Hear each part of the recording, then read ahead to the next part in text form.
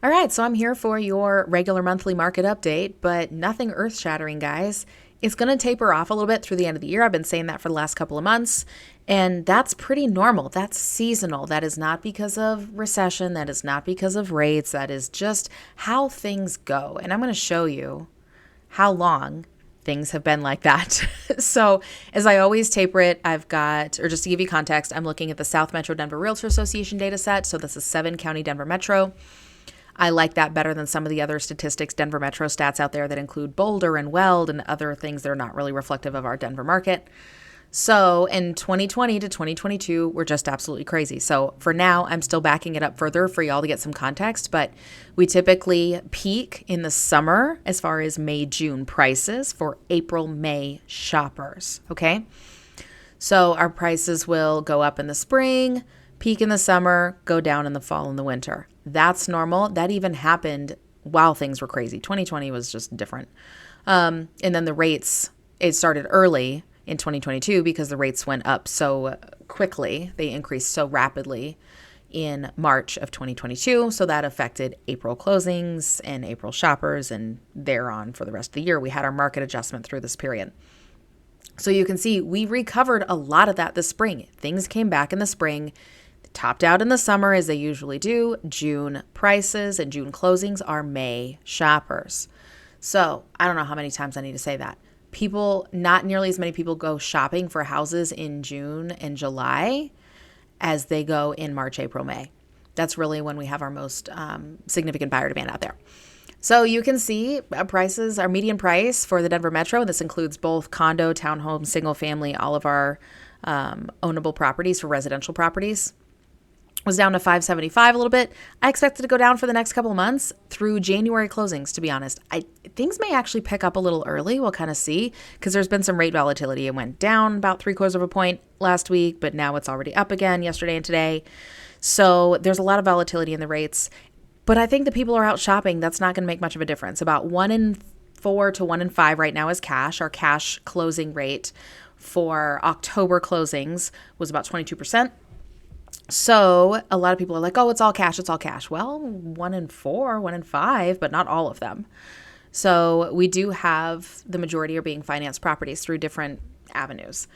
As far as new listings, and I'm going to, well, yeah, you can see it's seasonal a little bit. We're going to take it in a little bit just for context. But you can see not nearly as many new listings, but I don't expect because most people aren't going to list their house if there's potential snow on the ground. So active listings also down a little bit because it actually kind of sucked up some of the inventory. And you'll see on our pendings, we had more properties go under contract in October than we do in September. And that's not unusual when school starts back up in August, September, Labor Day, people are kind of getting the hang of things. And it's not unusual for us pre-COVID to have kind of had that pickup in a little bit in September, October. So we did see a little bit of that this year. It's been the first few years that we've seen that, first time in a few years that we've seen that.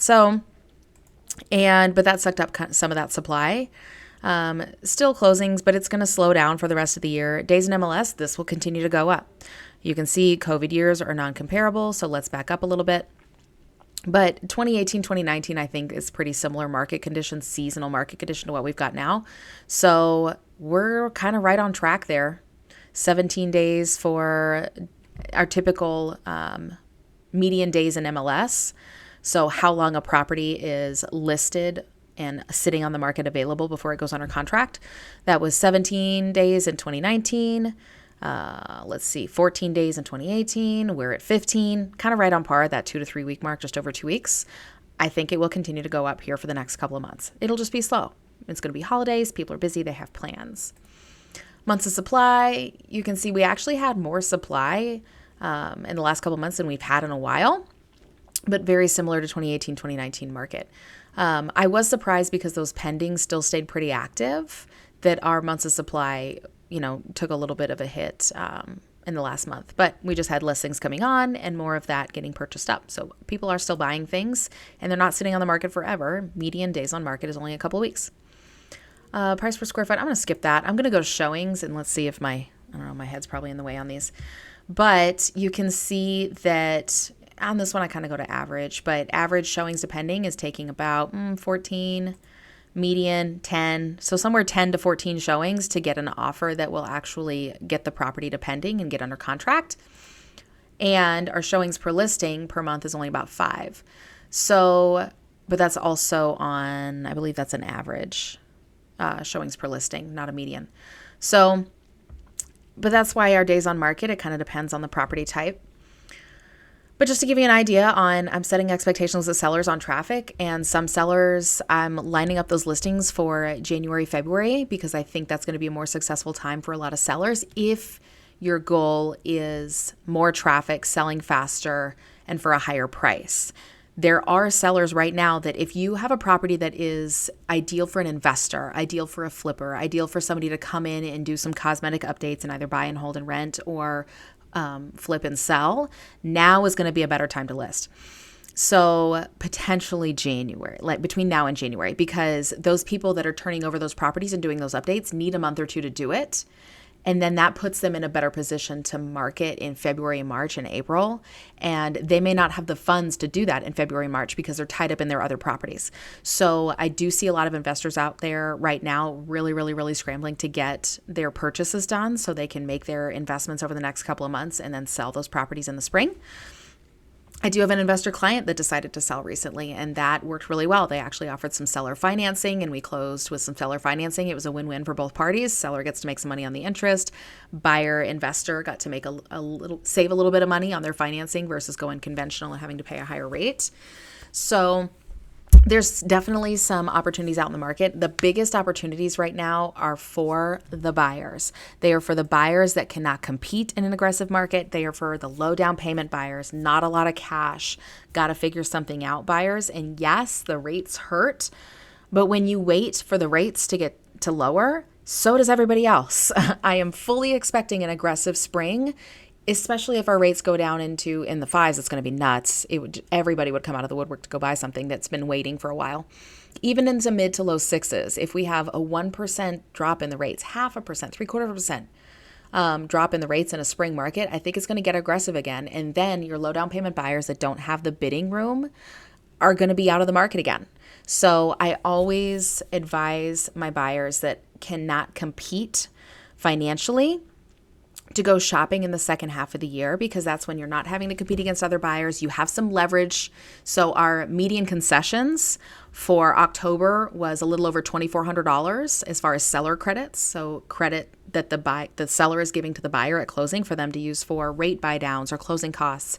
And the average was $5,700. There's a lot of sellers offering a buy down, which is a really good option. So I'll link to a video up above and down below about buy downs and what they are. They are really a win-win when the rates are pretty high right now for buyers. And it gives you that safety net and that relief in the payment until it makes sense to refinance, and makes it affordable to purchase right now. And it's a lot of times a better deal for the seller to offer that as a credit to you versus reducing the price by 2 or 3%. And so it's really a win-win to get some buyers into places right now. If you have questions about this or you're on the fence, I got a call about this yesterday. I'm going to be meeting somebody next week that this really makes sense for them because they're a low down payment buyer, and negotiating with some leverage would really work to their advantage. So I have a calendar link down below. You can go on my Calendly and pick a time right off my calendar. I'm meeting with lots of sellers right now. They're lining things up for the spring. So sellers, reach out to me now. We can make a plan. Buyers, reach out to me ASAP if you want to purchase something now before it gets busy in the spring. We really have November, December, and maybe the first week of January to shop. I fully expect it to get some market activity to come back in mid-January or so.